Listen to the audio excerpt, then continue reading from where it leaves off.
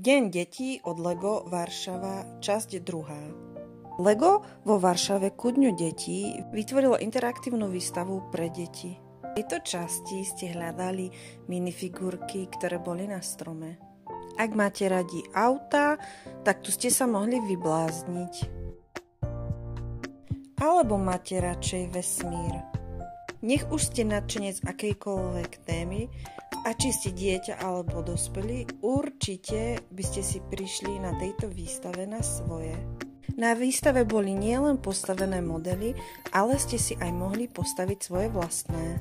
Na výstave ste zbierali pečiatky za plnenie úloh a na záver ste získali drobnú odmenu.